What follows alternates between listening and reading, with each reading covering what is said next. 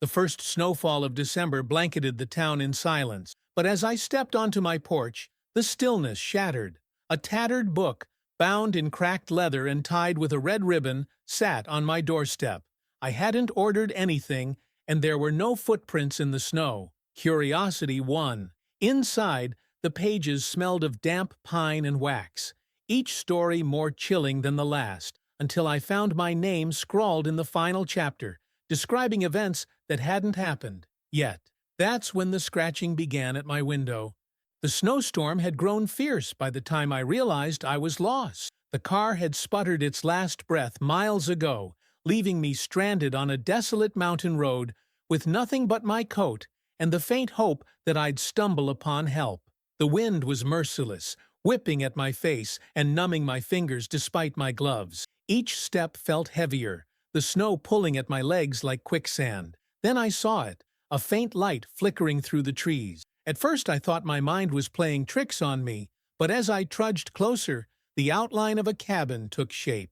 Relief flooded my chest, pushing aside the gnawing fear that had been building since my car broke down. The cabin was modest, its wooden exterior worn but sturdy, and the faint glow from the window promised warmth. I knocked on the door, the sound barely audible over the howling wind. No answer. I knocked again, harder this time, but still nothing. Desperation won over courtesy, and I pushed the door open. Inside, the air was warm and inviting, a stark contrast to the icy hell outside. A fire crackled in the stone hearth, casting dancing shadows on the walls. The scent of pine, and something sweet, like freshly baked cookies, filled the room.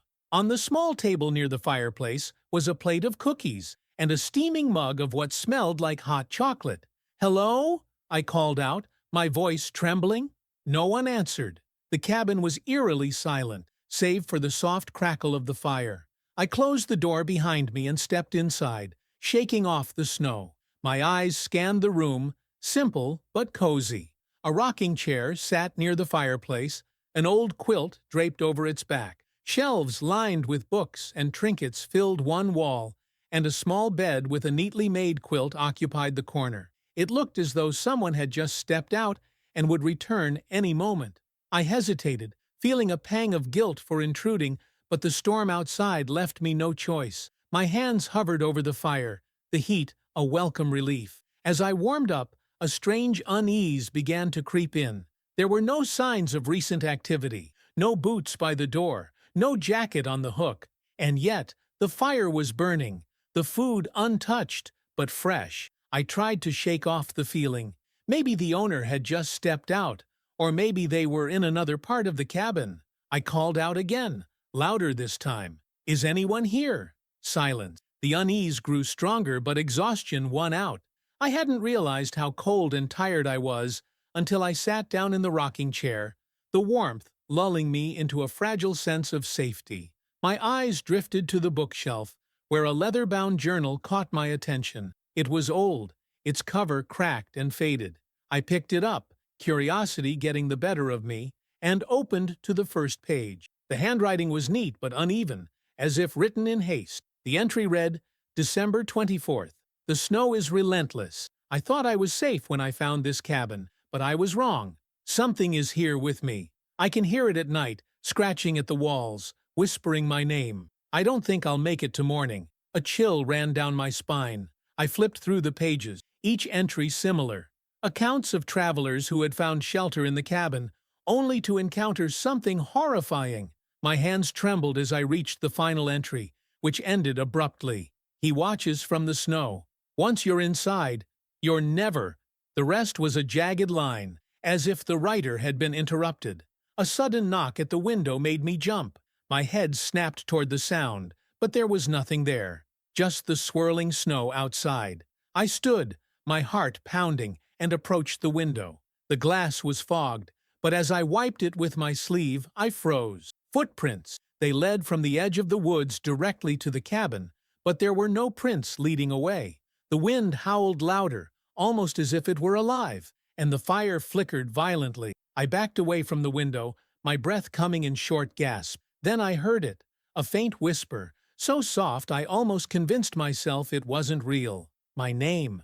I turned toward the sound, but the cabin was empty. The rocking chair creaked, swaying gently as if someone had just been sitting there. The journal slipped from my hands, hitting the floor with a dull thud. I grabbed my coat, my only thought to leave, but when I opened the door, the storm outside was impenetrable. The snow had piled high against the door, and the wind was a deafening roar. I slammed the door shut, my chest heaving. The whisper came again, louder this time, followed by a soft scratching at the walls. It was everywhere now, surrounding me. The shadows cast by the fire seemed to stretch and twist, shapes forming in the flickering light. "Who's there?" I shouted, my voice cracking. The whisper stopped, replaced by a low, guttural laugh. The fire died down to embers, plunging the room into near darkness. My eyes darted around, searching for the source of the sound. Then I saw it, a figure standing in the corner, tall and thin, its face obscured by shadow. It didn't move, but I could feel its gaze on me, cold and unrelenting. My legs refused to obey as it took a step forward, its movements slow and deliberate. I stumbled backward, knocking over the chair. "Stay away!" I screamed, but the figure only came closer. Its face came into view, a hollow, eyeless visage, its mouth stretched into an unnatural grin. I grabbed the nearest object, a log from the pile by the fire, and swung it wildly, but the figure vanished, dissolving into the shadows. The laughter returned, echoing around me, and the room seemed to close in, the walls pressing tighter. In a frenzy, I grabbed the oil lamp and hurled it at the floor. Flames erupted, catching on the dry wood, and within moments the cabin was ablaze. The laughter turned to screams, piercing, inhuman wails that seemed to come from the very walls. I burst through the door, the storm swallowing me as I ran into the snow. When I finally turned back, the cabin was gone, replaced by an unbroken expanse of white. But the journal was in my hands, its cover pristine, and when I opened it, the last page bore a new entry in my handwriting. December 24th. The snow is relentless. I thought I was safe when I found this cabin, but I was wrong. It started with the carolers. I'd just moved back to my childhood home, a creaky old place nestled in the woods, to spend Christmas alone. After a messy breakup and a year that felt like a string of disasters, I wanted nothing more than peace and quiet. The first night was uneventful, the house as silent as the snow outside. By the second night, I'd almost convinced myself the old house wasn't as creepy as I remembered. Then, on the third night, I heard them. A soft chorus floated through the icy air, a group of voices harmonizing to a hauntingly beautiful rendition of Silent Night. At first, it sounded faint, as though coming from a great distance, but as I crept closer to the front window, it grew louder. I peered outside, expecting to see a group of bundled-up carolers on the porch. Instead, I saw nothing but snow and the dark outline of the trees beyond. The voices continued, clearer now, their melody perfect, yet unsettling. I opened the door a crack, my breath clouding in the frosty air, but the instant I stepped outside, the singing stopped. Silence descended like a heavy weight, the woods unnaturally still. A shiver ran through me, but I told myself it was just the wind carrying sounds from some far-off house. Shaking my head, I went back inside and locked the door. The singing returned the following night. This time, it wasn't Silent Night, but hark, the herald angels? Sing It began softly, just as before, but now it seemed closer, as though the singers were standing right outside my window. I tried to ignore it, turning up the TV to drown out the sound, but the melody persisted, weaving its way into my ears. When I glanced out the window, I caught movement, a flash of something pale and indistinct disappearing behind the tree line. My heart pounded as I strained to see, but there was nothing there. By the fifth night, the singing was relentless. I barely slept, my nerves frayed from the constant caroling that seemed to follow me through the house. Wherever I went, the voices grew louder. I checked the locks on every door and window, ensuring they were secure, but the melodies seemed to seep through the walls themselves. I tried to record the sound, desperate to prove I wasn't losing my mind, but when I played the recording back, all I heard was static. The next night I decided to confront them. I armed myself with a flashlight and stepped onto the porch, determined to catch the singers in the act. The cold bit into my skin as I scanned the tree line, calling out, "Who's there?" The singing didn't stop this time. It grew louder, almost deafening, as though dozens of voices were all around me. I stumbled forward, the flashlight trembling in my hands, and caught a glimpse of movement, shadows darting between the trees. "Show yourselves!" I shouted, but my voice was swallowed by the song. Then I saw them. A group of pale figures emerged from the woods, their faces eerily blank. Their mouths moved in perfect unison, but their eyes were dark hollows, staring straight through me. They were dressed in old-fashioned winter clothes, worn coats, woolen scarves, and gloves, but their presence exuded an unnatural cold, colder than the snow around them. I backed away, tripping over the steps of the porch. "What do you want?" I whispered, my voice trembling. The singing stopped. One of them, a tall figure with a wide-brimmed hat, stepped forward. It tilted its head, as if studying me, and then opened its mouth. "Join us," it said, the words distorted and echoing, as though spoken from deep underwater. I stumbled back into the house, slamming the door shut and locking it. The singing resumed, louder now, vibrating through the walls. The windows rattled, and the air inside the house grew icy. My breath came in frantic gasps as I huddled in the corner, hands over my ears, but no matter how hard I tried, I couldn't block out the sound. The next morning I found footprints in the snow leading up to the house. They circled the entire perimeter before disappearing into the woods. I called the police, desperate for answers, but when they arrived, the footprints were gone, erased by fresh snowfall. They dismissed my story as the overactive imagination of someone spending too much time alone. That night, the singing returned. It was different this time, the melody more dissonant, almost mournful. I barricaded myself in my room, clutching a fire poker as the voices grew louder and louder. Then, at midnight, they stopped. For a brief moment, silence filled the air, and I dared to hope it was over. But then came the knock, a slow, deliberate rapping at my bedroom door. I didn't move, didn't breathe. The knocking grew more insistent, and then I heard it. "Join us!" a voice whispered from the other side, so close it sounded as though it were inside the room. The door creaked open on its own, and I saw them, standing in the hallway, their hollow eyes fixed on me, their mouths twisting into inhuman grins. The one in the hat extended a hand, its fingers long and skeletal. I don't remember what happened after that. When I woke up, it was Christmas morning. The house was silent, the snow outside undisturbed. For a moment, I thought it had all been a nightmare, until I stepped outside and saw the footprints leading away from the house. And then I heard it, soft and faint, carried on the wind. The carolers were singing again.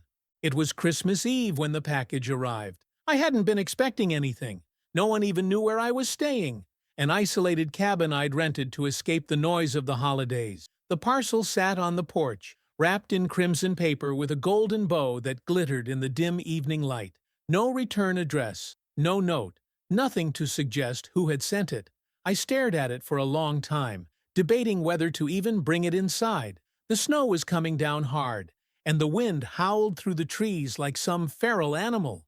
Eventually, I gave in, more curious than cautious, and carried the box into the warmth of the cabin. It was surprisingly heavy for its size, and as I set it on the table, I noticed something odd. The paper wasn't cold. The box felt as though it had been sitting by a fire moments before. I untied the bow and peeled back the paper, revealing a plain wooden box with intricate carvings on its surface, patterns that seemed to twist and shift when I wasn't looking directly at them. My breath caught in my throat as I lifted the lid. Inside was a single object, a small porcelain doll dressed in an old-fashioned green velvet dress, its eyes glassy and lifeless. At first, I laughed. It seemed ridiculous, almost like a prank.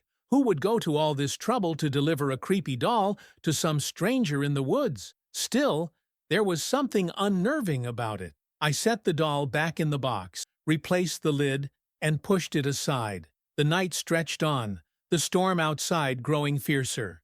I curled up by the fire with a book, trying to distract myself, But my mind kept drifting back to the doll.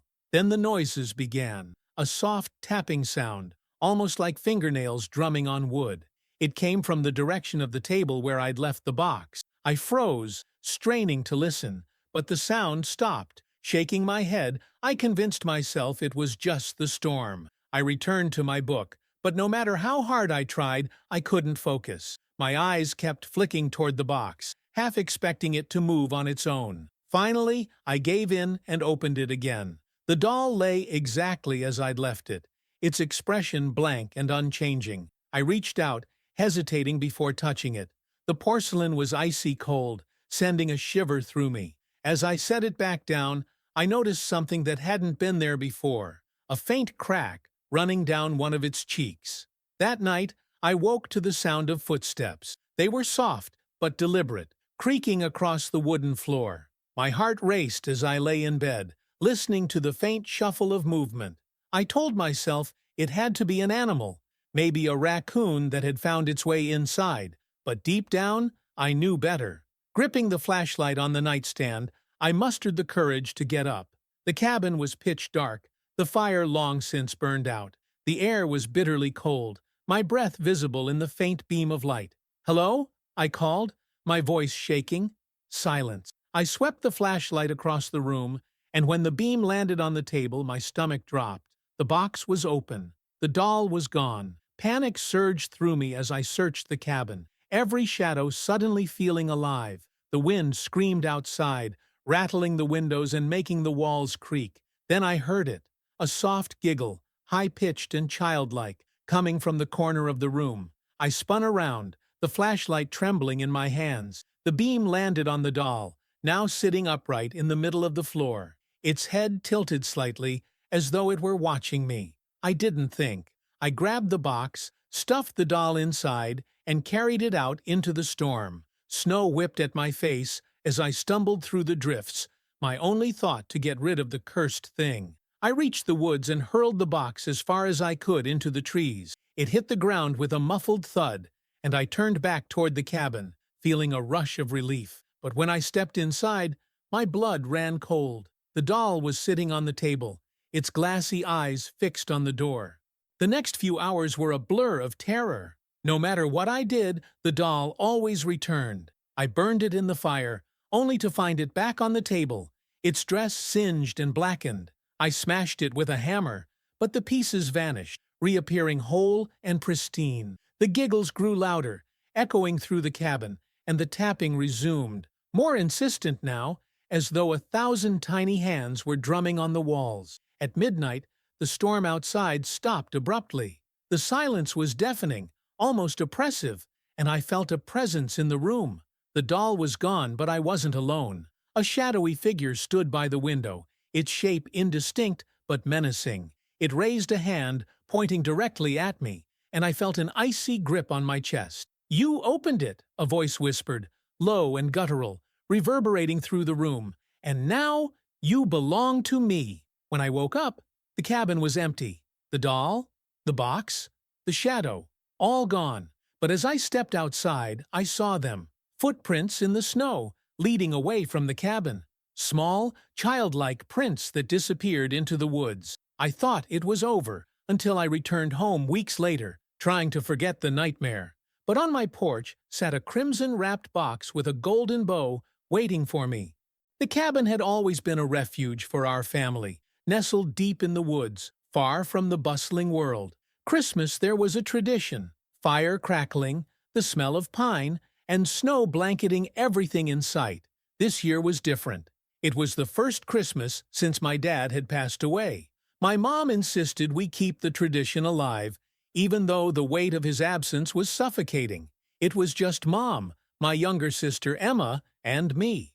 We arrived on Christmas Eve, the cabin as serene as ever, surrounded by endless woods. As the sun set, the temperature plummeted, frost forming intricate patterns on the windows. By nightfall, the storm rolled in, fierce winds howling through the trees. We huddled in the living room, sipping hot cocoa, trying to maintain a sense of normalcy. Emma, always curious, wandered to the window to marvel at the snow. "Someone's outside," she said suddenly, her voice flat.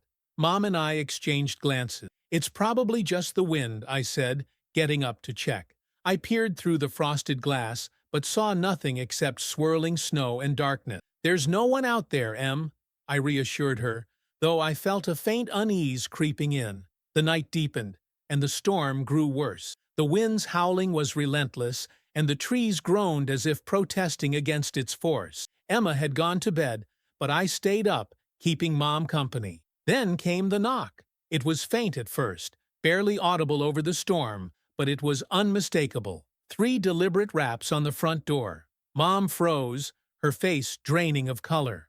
Who would come all the way out here in this weather? I grabbed a flashlight and moved cautiously to the door, my heart pounding. Peering through the peephole, I saw nothing but darkness. The knocks came again, louder this time. "Who's there?" I called out, my voice trembling. No answer. I unlocked the door and opened it a crack, the icy wind biting at my face. The porch was empty, the snow undisturbed.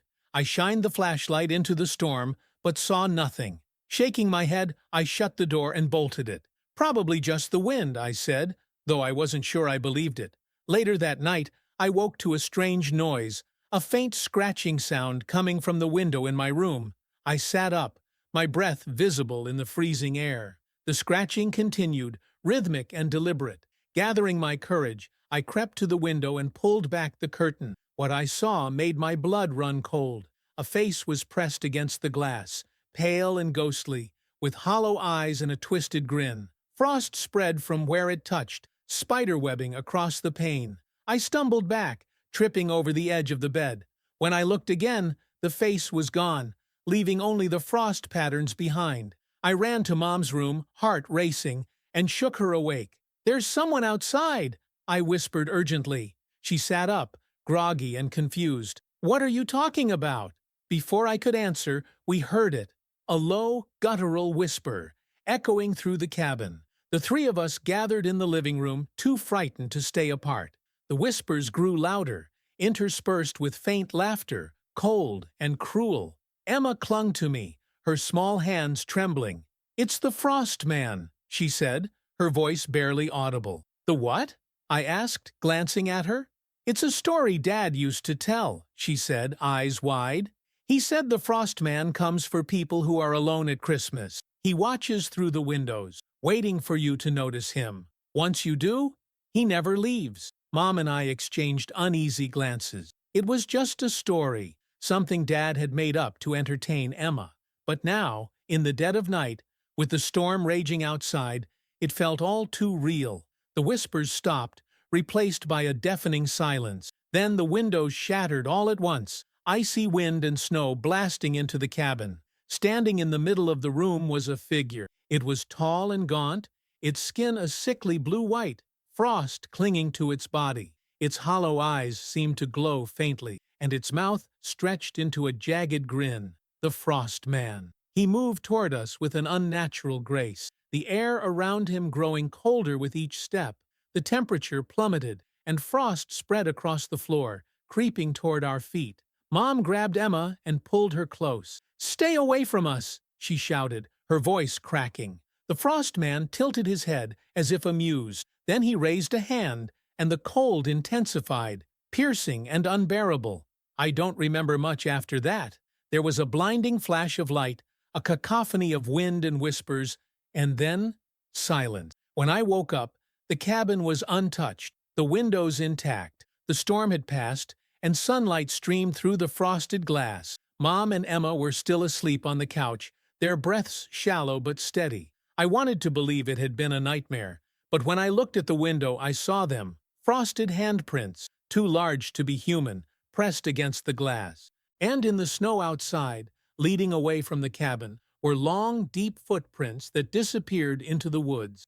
The house at the end of our street had been empty for years. It wasn't abandoned exactly, but no one ever stayed there long. The last tenants had left in the middle of the night without so much as a goodbye, and since then the house had stood silent and dark. That is, until this Christmas. It started with the lights. One evening, just after Thanksgiving, I noticed a string of blinking Christmas lights outlining the roof. The lights were old-fashioned, the kind with large bulbs in vibrant reds, greens, and yellows, the colors casting eerie shadows on the snow. I was sure the house was still empty. No cars in the driveway, no movement in the windows. Yet, every night the lights came on, flickering in patterns that didn't seem random. They almost looked like Morse code. By the second week of December, more decorations appeared.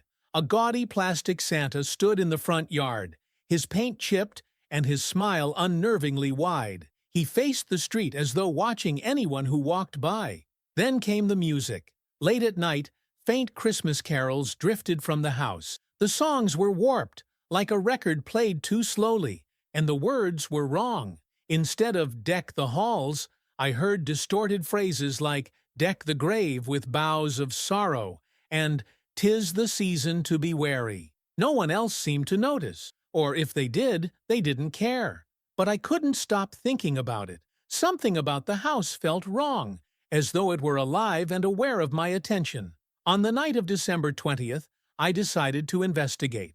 I waited until the lights flickered on, their colors reflecting off the snow, and crept down the street toward the house. The music was louder now, a haunting rendition of "O Holy Night" that sent shivers down my spine. The air grew colder as I approached, my breath clouding in front of me. The house loomed large and foreboding, its windows dark despite the festive glow of the decoration. The Santa in the yard seemed to turn toward me, though I knew it couldn't have moved. Its eyes, once dull and painted, now seemed to gleam in the moonlight.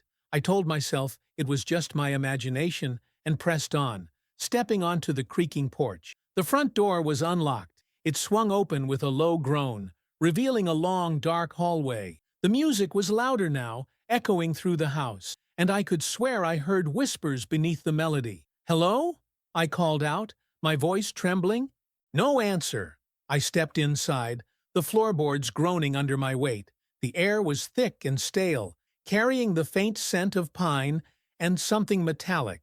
Blood, maybe. The hallway led to a living room, sparsely furnished with a couch and a coffee table. In the center of the room stood a Christmas tree, its branches heavy with mismatched ornaments and strings of lights that blinked erratically. Underneath the tree were presents, each wrapped in shiny paper with red bows. Something about the way they were arranged felt deliberate, almost like they were waiting for me. I approached cautiously, my eyes darting around the room. The whispers were louder now, impossible to ignore. They seemed to be coming from the tree itself. I reached out and touched one of the presents, the paper cold and damp beneath my fingers. The whispers stopped. For a moment, the room was silent. Then the lights on the tree flickered and died, plunging me into darkness. I fumbled for my phone, turning on the flashlight, and the beam landed on the tree. Something moved within the branches. At first I thought it was an animal, a squirrel or maybe a raccoon.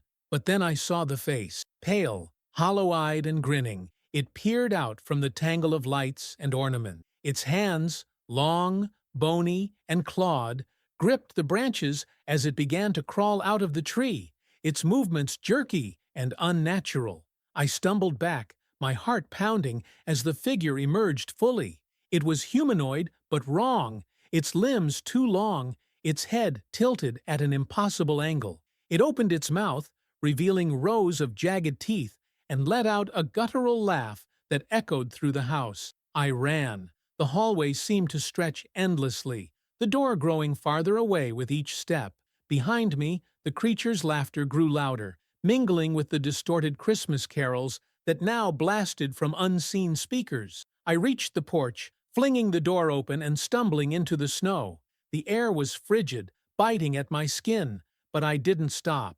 I sprinted down the street, my breath coming in ragged gasps, until I reached my own house. When I looked back, the lights on the house at the end of the street blinked in perfect unison, almost as if mocking me. The next morning, I told my neighbor, Mr. Peterson, about what I'd seen. He gave me a strange look. "That house? It burned down years ago. No one's lived there since." I laughed nervously, thinking he was joking, but his expression didn't change. He insisted he was telling the truth, even showed me an article on his phone about the fire. Confused, I walked back to the end of the street.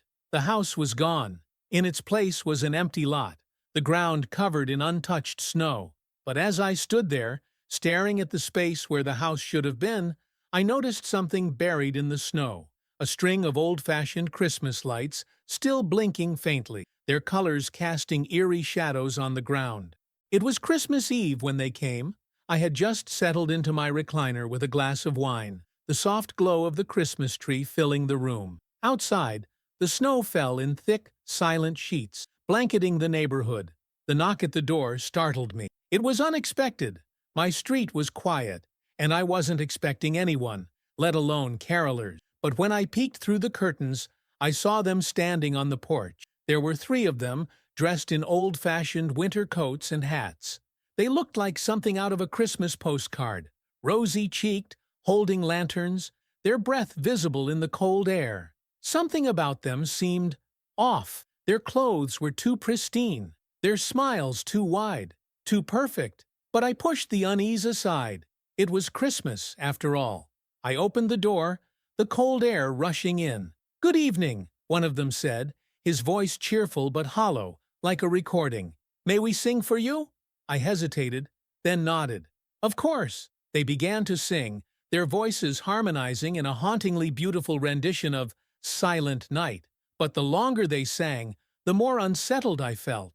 Their eyes never blinked, their expressions frozen in that same unnatural smile. When the song ended, the tallest of the 3 stepped forward, holding out a small wooden box. "A gift," he said, his voice still unnervingly cheerful. I stared at the box. It was plain and unmarked, the wood dark and polished. Something about it made my skin crawl.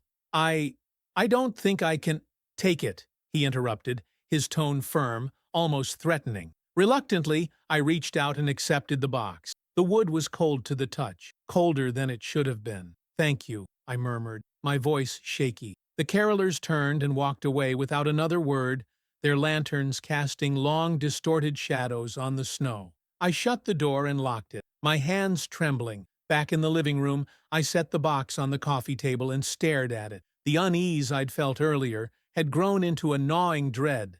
The box was heavy for its size, and when I shook it gently, something inside shifted with a faint, metallic clink. I didn't want to open it, but my curiosity got the better of me. Slowly, I lifted the lid. Inside was a single object, a silver bell, tarnished and worn, tied to a red ribbon. As I picked it up, a chill ran through me. The bell felt heavier than it should have, and when I shook it, the sound was faint and distant, as though coming from far away. That night, I couldn't sleep. The bell sat on the table, its presence oppressive. No matter where I went in the house, I felt like I was being watched. Shadows seemed to shift in the corners of my vision, and the air grew colder, despite the fire roaring in the fireplace. At midnight, the singing began. It was faint at first, barely audible, but it grew louder with each passing moment. The same haunting harmonies the carolers had sung on my porch,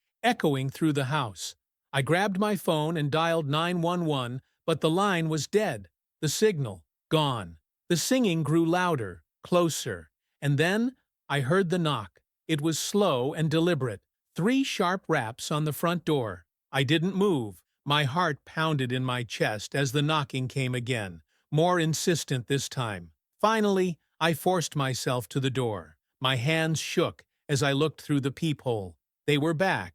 The carolers stood on the porch, their smiles wider now, stretched unnaturally across their faces. Their eyes were black voids, reflecting nothing but darkness. The tallest one raised his hand and knocked again, harder this time.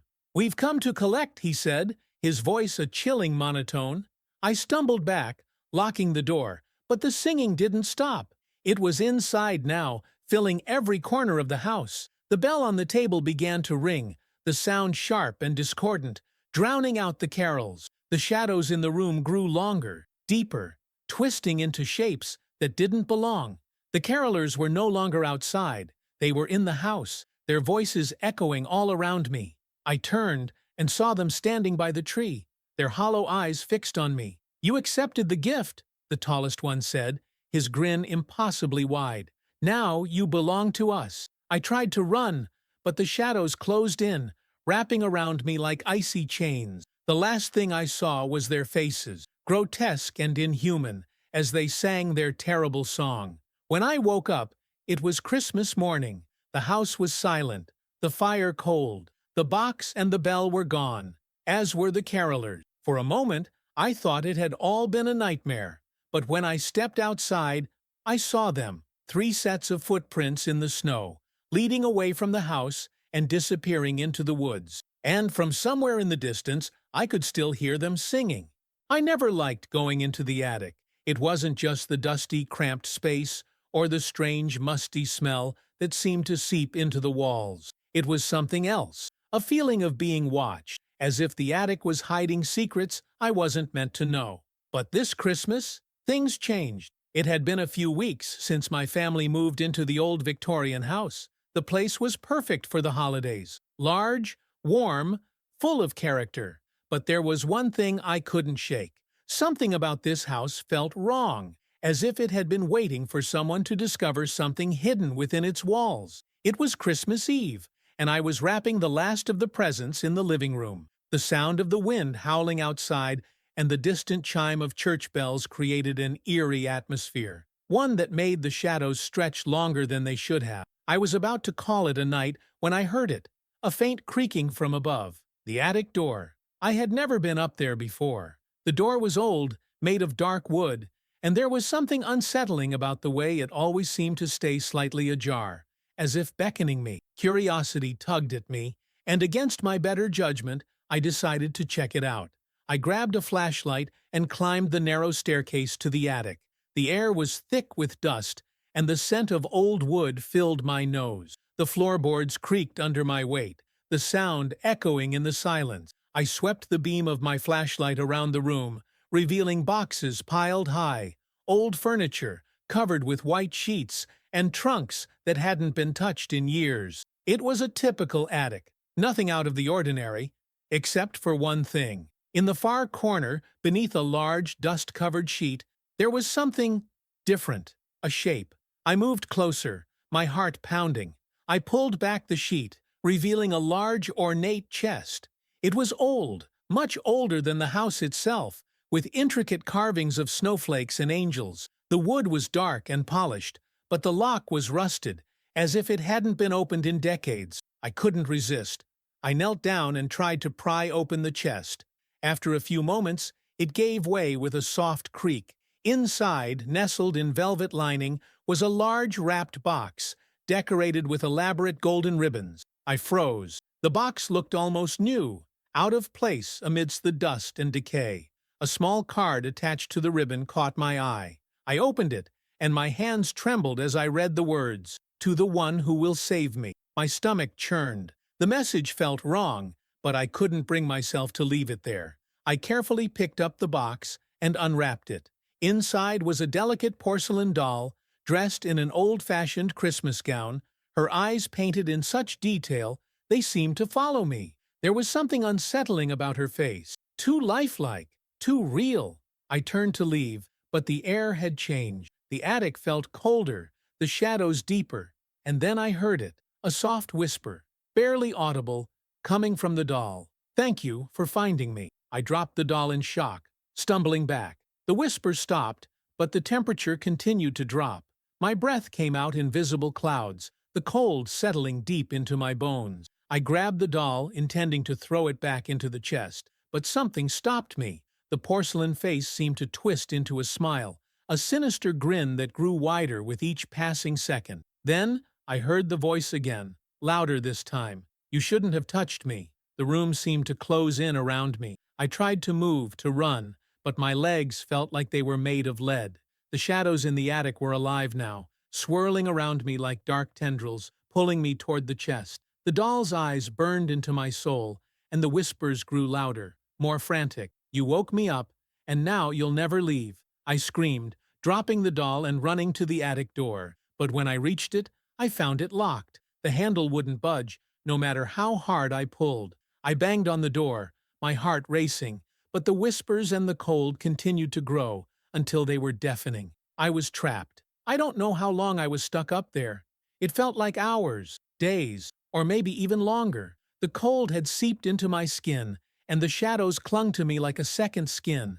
The whispers never stopped, always growing louder, always warning me, until I thought I would go mad. Finally, in the darkness, the attic door creaked open. I stumbled down the stairs, my body shaking uncontrollably. The house was still and silent, as if nothing had happened. The clock on the wall read 3 a.m. Hours had passed since I first went up there. I looked at the doll in my hand. It was lifeless again, its twisted grin gone, but I could feel its presence pressing against me like a weight on my chest.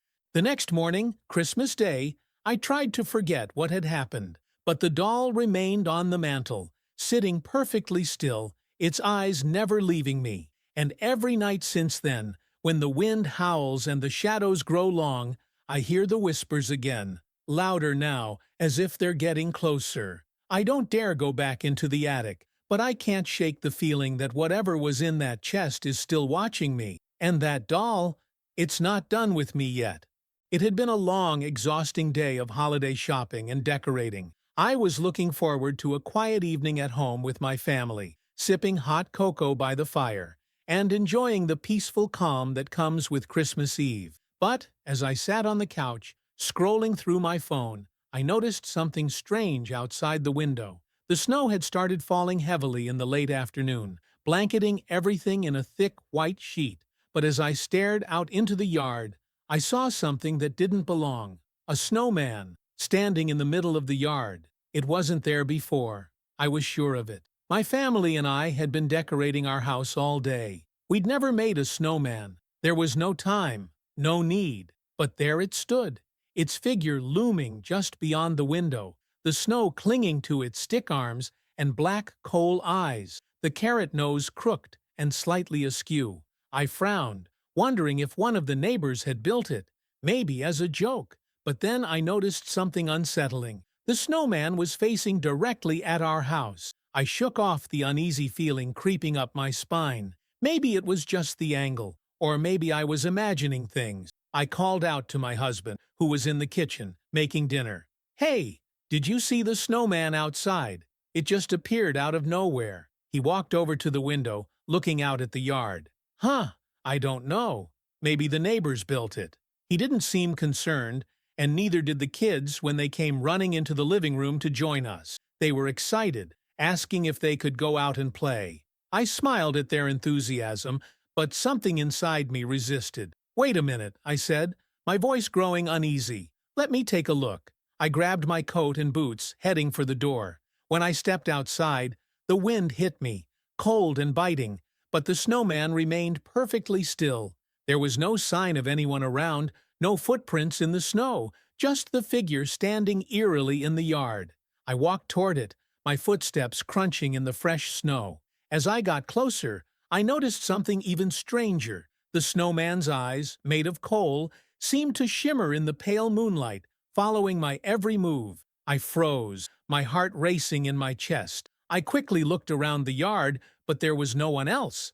I turned back to the snowman, and in that moment I could have sworn its head tilted slightly, as if acknowledging my presence. I hurried back into the house, my mind racing. I tried to shake the unsettling feeling that was creeping into my thoughts. I glanced back out the window, only to see the snowman was gone. My breath caught in my throat. The yard was empty. "What's wrong?" my husband asked, noticing my panic. I pointed out the window. It was just there, the snowman, and now it's gone. He squinted at the empty yard, a frown creasing his brow. "Are you sure? Maybe it's just moved in the wind or something." But I knew what I had seen.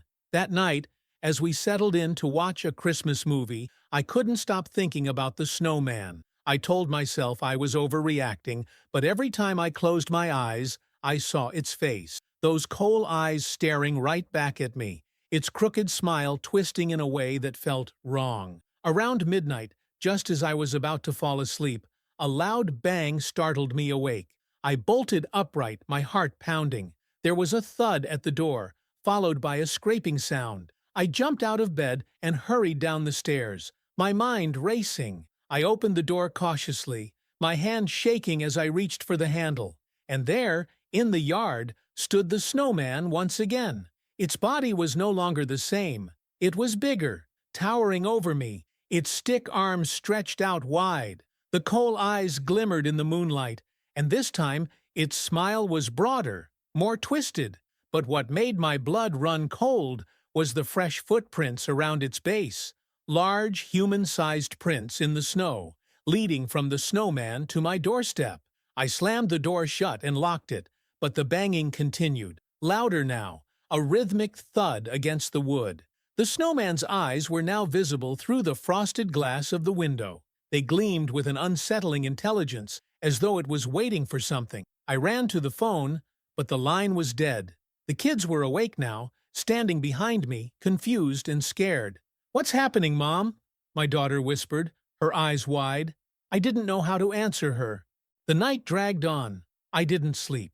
The snowman stayed outside, its figure moving slightly in the wind, its gaze never wavering from the house. The thuds on the door continued, soft but relentless, as if it was calling for someone to open it.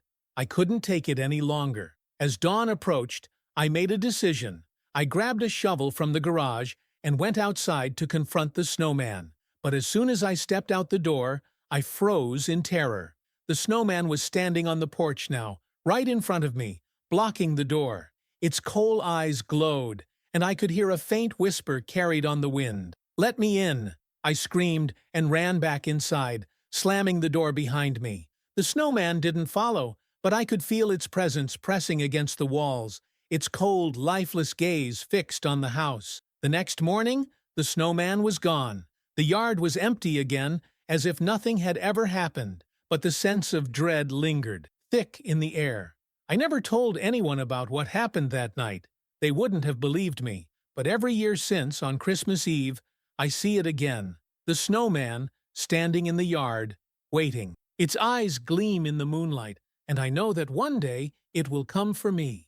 It was the first Christmas I would spend alone in the old house. My parents had gone to visit relatives, and my friends were all busy with their own families. I had planned to stay in, enjoy the peace and quiet, and maybe binge some holiday movies. The house was warm, and the lights on the Christmas tree twinkled in the corner of the living room. It was supposed to be a peaceful night, but then the knock came at the door. I hadn't been expecting anyone. The street outside was quiet, not a soul in sight, and the snow had fallen so thick that it muffled all sound. It was as if the world outside had frozen in time. At first, I thought I must have imagined it, but then the knock came again, soft, deliberate, insistent. My heart began to race. Who could it be? I had no family in town, and the neighbors were quiet. I peered out the window, but the snow made it impossible to see anything clearly. I hesitated, my hand hovering over the doorknob. A wave of dread washed over me, but I pushed it aside. It was just a mistake, right? Maybe someone lost, trying to find their way. I opened the door. Standing there was a man, tall, gaunt, his face pale as though the life had been drained from him. He wore a thick coat, but the chill in the air didn't seem to bother him. His eyes were wide and unsettlingly empty, and his thin lips curled into a faint, eerie smile. "Merry Christmas," he said, his voice hoarse, almost inaudible. I swallowed hard. Merry Christmas to you, too. Can I help you?" "I'm just looking for a place to rest, a kind soul to help me on this cold night." I didn't know what to say. There was something off about him. He didn't look like he belonged here, like he wasn't supposed to be in this neighborhood at all. His clothes were old-fashioned, like something out of a long-past time. But the strangest thing was how he stood, too still, almost as if waiting for something. "You don't have to let me in," he continued, still smiling. "I don't want to be a bother. Just a moment of warmth, and I'll be on my way." I stared at him, unsure what to do. Something in my gut told me to shut the door and call the authorities, but I didn't. I stepped aside, unsure why I was even letting him in. "Okay, just for a minute. I'll make you some tea." He stepped into the foyer, his movements unnervingly slow. The door clicked shut behind him. As I led him to the living room, I noticed something strange. The house seemed colder now, the warmth from the fire dimming as if he had sucked the heat from the air. I busied myself in the kitchen, trying to ignore the unease crawling up my spine. I put the kettle on and made some tea, but I couldn't shake the feeling that I was being watched. When I turned back into the living room, I froze. The man was no longer sitting on the couch. He was standing by the Christmas tree, staring at it with those hollow, unblinking eyes. He was smiling again, that same unsettling, ghostly grin that seemed too wide, too sharp. I cleared my throat, trying to mask the panic creeping into my voice. "Are you okay? Can I get you anything?" He turned slowly, his gaze piercing through me. "The tree. It's beautiful." I blinked, confused. "I guess it's just a regular tree. Nothing special." His smile grew wider. "It's more than you think." I set the tea down on the coffee table, the cup trembling slightly in my hands. Something was terribly wrong. The way he was looking at the tree, as if it held some dark secret, it was too much. I needed to get rid of him. "I think it's time for you to go," I said, my voice firmer now. "I'm not comfortable with you here." The man didn't respond right away. His smile faltered, just for a moment, and then he nodded. "Of course," but as I turned to walk toward the door, I heard him say something, his voice barely a whisper, like a breeze carrying a warning. "You shouldn't have let me in." I didn't look back, but I knew, somehow I knew, that he was standing in the same spot, watching me. I opened the door quickly, and the cold rush of winter filled the room, but when I turned to face him, the man was gone. I slammed the door shut, locking it immediately. My heart pounded in my chest. I checked all the windows and doors, but everything seemed normal again. I tried to brush it off, but my mind kept returning to the man's words. "You shouldn't have let me in." Later that night, I tried to go to sleep, but the house felt different, colder, the air thick with a strange, oppressive presence. And then I heard it, the sound of slow, deliberate footsteps. Thud, thud, thud. The sound came from upstairs. I froze, my breath catching in my throat. My mind raced. There was no one else in the house. I was alone. But the footsteps continued, getting closer, growing louder. They reached the top of the stairs, and then they stopped. And then, the whisper again. "I'm not done yet." I never saw the man again. The next morning the house was warm again, as if nothing had happened. But I couldn't shake the feeling of unease, the memory of his hollow eyes and twisted grin. And every year since, on Christmas Eve, I hear the footsteps, slow, deliberate, echoing through the house. He's still out there, waiting for me to let him in again. It was the holiday season, and everything was supposed to be perfect. My family had rented a remote cabin in the mountains for Christmas, hoping for a quiet retreat away from the hustle and bustle. Surrounded by snow-covered trees and silence, it seemed like the perfect escape. The cabin was old, a charming two-story house with a rustic wooden exterior, ivy crawling up its sides like something out of a Christmas postcard. Inside, it was cozy with a roaring fire, candles on the mantel, and a large tree sparkling in the corner. I was immediately in love with the place. But then, there was the locked room. It was on the second floor, tucked away at the end of a narrow hallway, behind a door that was old and worn. The door itself wasn't locked with a key. It simply didn't open, no matter how hard you tried. The handle would turn, but the door refused to budge. It was as if something, or someone, was holding it shut from the inside. I first noticed it the night we arrived, just as I was exploring the cabin. My curiosity got the better of me, and I tried to open the door, but it wouldn't move. At first, I assumed it was just an old door that had swollen from the cold, but there was something about it, something off, that unsettled me. I shrugged it off. After all, it was just an old room. Who cared, right? But then, strange things began to happen. At night, I started hearing noises from the second floor. Scratching, faint tapping, like something, or someone, was trying to get out of that room. It would start just after midnight and continue for hours. At first, I thought it was just the wind or the house settling, but the sounds grew more distinct. There were footsteps, a soft creak of floorboards, followed by the sound of something scraping against the wall. It was too rhythmic to be random, too deliberate. I couldn't ignore it anymore. One evening, after everyone had gone to bed, I decided to investigate.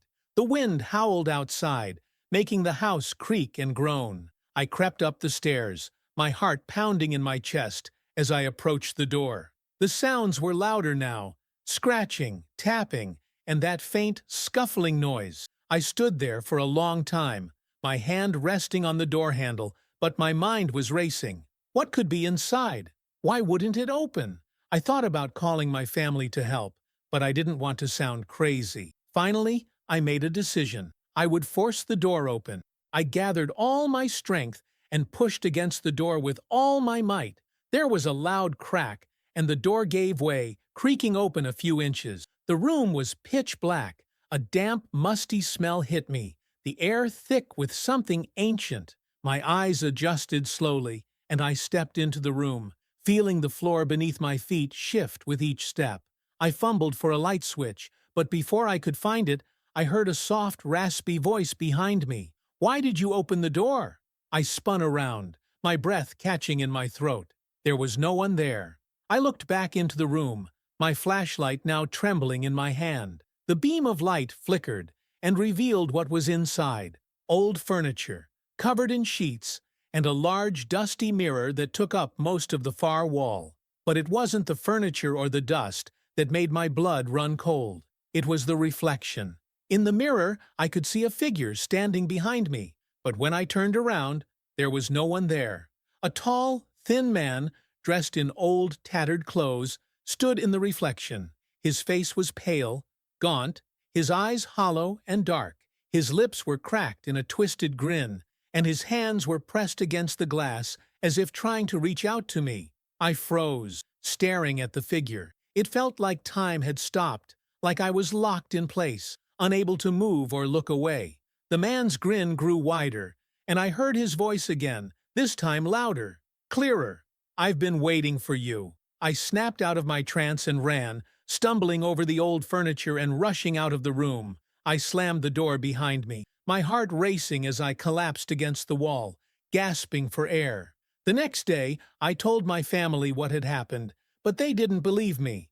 They thought I was just imagining things, the stress of the holidays getting to me. But I knew what I had seen. I couldn't shake the feeling that something had been waiting for me in that room, something that had been trapped there for years. That night, I couldn't sleep. The house was eerily quiet, and the air felt thick with tension. I heard the scratching sounds again, faint at first, but growing louder, closer. It was as if the thing in the room was coming for me. I lay in bed, holding the covers tightly, too afraid to move. The scratching became louder, the footsteps more pronounced. The door to the room opened slowly, the sound of wood creaking in the silence. I didn't dare look. In the morning, I found my family gathered downstairs, but they were all staring at the door, wide-eyed. It was open. The door that had been locked and sealed for so long, now wide open, as if something had finally escaped. I rushed upstairs, my heart pounding in my chest, and entered the room. It was empty. But the mirror? The mirror had changed. Instead of seeing the reflection of the room, I saw myself standing in the doorway. But I wasn't alone. Behind me, the tall, gaunt figure from the night before stood, grinning wide, his hands reaching out. The room felt colder now, the air thick with a sense of foreboding. I backed away, but the figure in the mirror didn't move. I slammed the door shut, but the scratching continued. It never stopped, and every night since, I hear it. The sound of something, or someone, trying to get out. It was supposed to be a magical Christmas, just like the ones in the movies. I had invited my close friends over for the holiday, eager to celebrate in the old family house I had recently inherited. The house was full of character, antique furniture, ornate woodwork, and a fireplace that gave the entire room a warm, welcoming glow. It was perfect for a Christmas gathering, but from the moment we arrived, something felt off. The air felt unusually cold, despite the fire crackling in the hearth, and the house seemed unnervingly quiet. My friends, noticing my unease, shrugged it off as just the tension of the holidays. "You're just nervous about hosting, that's all," my best friend Sarah said, trying to reassure me.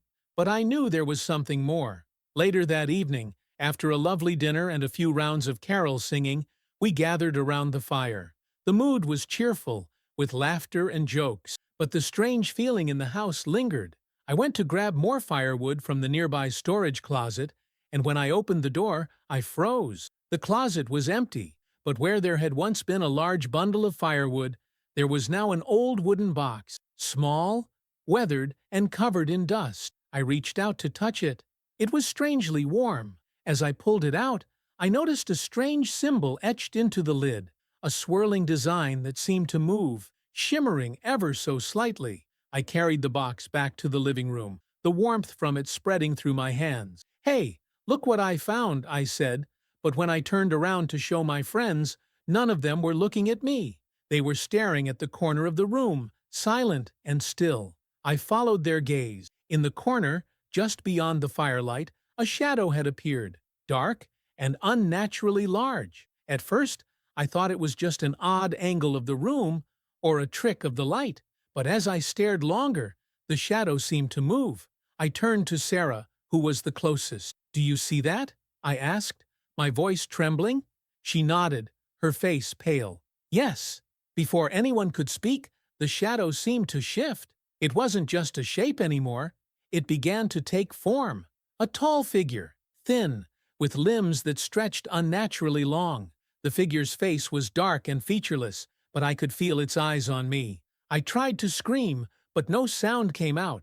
My heart hammered in my chest. The figure stepped closer, its movements slow and deliberate, as if it was savoring our fear. Suddenly, the box I had been holding vibrated in my hands, as though it was alive. I opened it without thinking, the warmth from it flooding through me. Inside the box was a single faded photograph. It was a picture of the house, taken decades ago. In the center of the photo, I saw a small child standing in front of the house, someone I didn't recognize, and beside the child was a figure, tall and shadowy, its face obscured by darkness. I felt a cold shiver race down my spine. I reached out to Sarah, trying to make sense of the situation. "What is this? What does it mean?" Before she could answer, the shadow figure lunged toward us. I felt a cold, suffocating presence fill the room. My friends screamed, backing away, but the figure didn't move toward them. It was focused entirely on me. In a panic, I dropped the box, and when it hit the ground, the room went silent. The fire flickered, dimmed, and then extinguished entirely. The room was plunged into darkness. I turned to run, but the shadow was there, right in front of me, blocking my escape. I felt an overwhelming sense of dread, and the air grew colder with every passing second. Then, as if from nowhere, a voice echoed through the room, low and chilling. "This is my house! You have disturbed my peace." I tried to speak, to apologize, but my words stuck in my throat. The next thing I knew, the door to the living room slammed open. My friends rushed in, their faces pale with fear. Sarah grabbed my hand, pulling me toward the door. "We have to leave now." We didn't need any more urging. We ran from the house, not daring to look back. We didn't return that night. The next day we contacted a local historian to learn more about the house, hoping to understand what had happened. He revealed something disturbing. The house had once belonged to a family who had mysteriously disappeared years ago. The young child in the photograph had been their daughter, and the shadow figure in the picture was rumored to be the spirit of her father, a man who had died under strange and violent circumstances. The historian also mentioned that the house had been known for strange occurrences over the years: whispers, cold spots, and figures seen in the windows at night. I tried to put the experience behind me, but every year as Christmas approached, I felt the same chill creep up my spine. I never went back to that house, and I never spoke of it again. But sometimes, when I'm alone at night, I can still feel it. That cold, dark presence lingering in the shadows, waiting to return. And every Christmas I hear the same voice echoing in my mind. "This is my house." It was the first Christmas I had spent away from home. My boyfriend, Luke, and I had decided to spend the holidays in a small, quiet town in the countryside. We had rented a charming little cabin, tucked away on a remote road, far from the hustle and bustle of city life. I was looking forward to a peaceful, intimate Christmas, just the two of us, with nothing but the sound of crackling firewood and the gentle snowfall outside. The cabin was picturesque: wooden beams, a large stone fireplace, and a Christmas tree adorned with delicate ornaments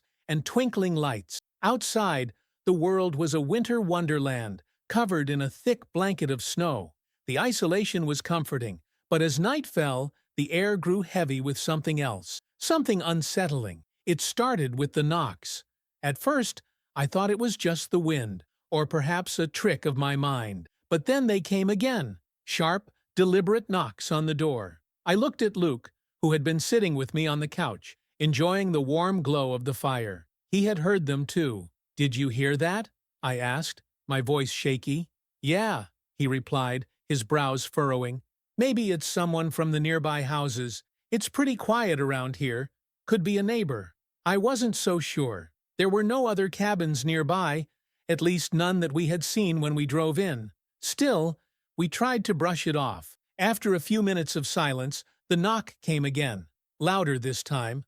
Luke stood up, his movements slow, unsure. "I'll check it out," he said. I followed him to the door, but he paused before opening it. "Maybe we should just call the owner and ask if anyone's in the area." I nodded in agreement, though a part of me felt compelled to open the door and see who it was. Something about the knocking felt deliberate, calculated even. My nerves were on edge, but Luke opened the door before I could protest. There was no one there. We stood there for a moment, peering into the darkness, but the night was still and quiet, not a trace of a person in sight. Luke closed the door, his face troubled. "That's weird."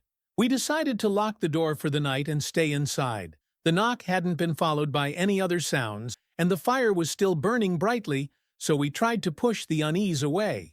We went back to the couch, and for a while we sat in silence, staring into the flames. But then, around midnight, it happened again. The knock, sharp and firm, came from the back door. I froze, my heart hammering in my chest. Luke stood up again, his face pale. "This isn't right," he muttered, heading toward the door. "I'm coming with you," I said, my voice barely above a whisper. We both reached the back door, and Luke slowly twisted the handle. It didn't budge. The door was locked. He pulled at the handle again. Nothing. Then, as if on cue, we heard a voice, low, barely audible but unmistakably clear. "Let me in." We both turned to look at each other, the realization dawning on us. We were not alone. Luke pushed me behind him, shielding me from whatever was on the other side of the door. He grabbed a heavy fireplace poker and slowly crept toward the door, but before he could do anything, the voice came again, louder this time. "Let me in." It was strange, distorted, like it was coming from someone or something that shouldn't be able to speak. The voice sounded too cold, too emotionless, as if it was being spoken through layers of frost. Without warning, the back door swung open, slamming against the wall. I gasped, stumbling back, but Luke didn't hesitate. He rushed forward, gripping the poker tightly in his hands, ready to face whatever was on the other side. But when he stepped outside, there was no one there. Just the thick, eerie silence of the snow-covered landscape. We both stood frozen in the doorway, too afraid to speak, and then we heard it. Footsteps crunching in the snow. Slow, deliberate steps, coming from the direction of the woods behind the cabin. We turned to look, but there was no figure in sight, only the darkness and the sound of footsteps drawing closer. The voice came again, just behind us, this time directly in our ears. "Let me in." We bolted inside, locking both doors and every window in the cabin. Luke grabbed his phone to call the owner, but there was no signal. The storm outside had knocked out all communication. The night dragged on in a blur of fear. We huddled together by the fire, not daring to speak, listening to the rhythmic crunching of footsteps outside the cabin. We heard the door creak again, but we didn't move. I was too terrified to look. When dawn finally broke, the footsteps stopped, and the knocking ceased. We spent the rest of the day packing our things, barely speaking a word to each other. When we left the cabin, I turned one last time to look at it, and that's when I saw him, standing in the window, just behind the curtains, his face pale and twisted with a grin that didn't belong to any human. I don't know who or what that thing was, but we never went back. We moved our Christmas plans to a hotel in the nearest town, and every Christmas since, I've never been able to shake the memory of the stranger at the door.